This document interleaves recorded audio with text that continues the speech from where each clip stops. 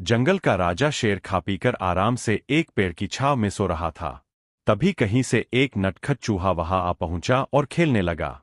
खेलते खेलते वह शेर के ऊपर चढ़ गया। कभी वह शेर की पीठ पर दौड़ता, तो कभी सिर पर चढ़ जाता। कभी वह उसके कान पर झूलता, तो कभी पूंछ से खेलता। उसे बड़ा मजा आ रहा है और उसकी उछल कूद बढ़ती जा रही थी।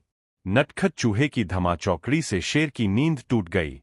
आंख खोलकर उसने देखा कि एक छोटा सा चूहा उसके ऊपर खेल रहा है। उसे बहुत गुस्सा आया और उसने चूहे को अपने पंजे में दबोच लिया।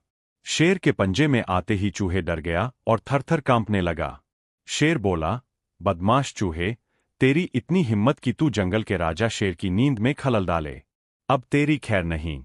मरने के लिए तैयार हो जा। अब मैं तुझे मारकर खा जाऊंगा।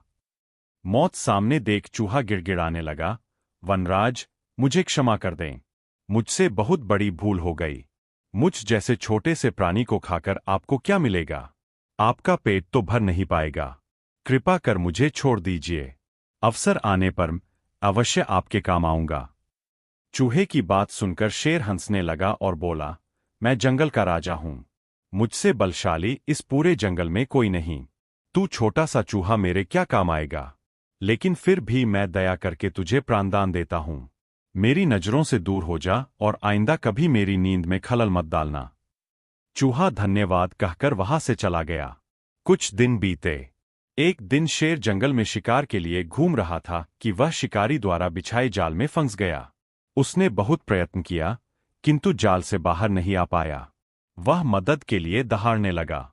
शेर की दहाड़ वहां से गुजर रहे एक चूहे के कानों में पड़ी।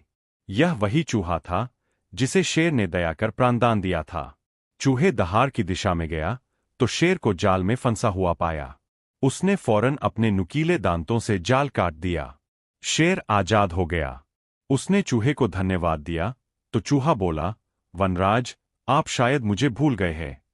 मैं वही चूहा हूं जिसे अपने प्राणदान दिया था। मैंने आपको कहा था कि किसी दिन अवश्य आपके काम आऊंगा। देखिए, आज मैं आपके काम आ ही गया। शेर को वह दिन याद आ गया और उस दिन की अपनी सोच पर बहुत पछतावा हुआ कि जिस चूहे को उसने तुच्छ समझा था, उसी की सहायता से वह शिकारी से बच पाया।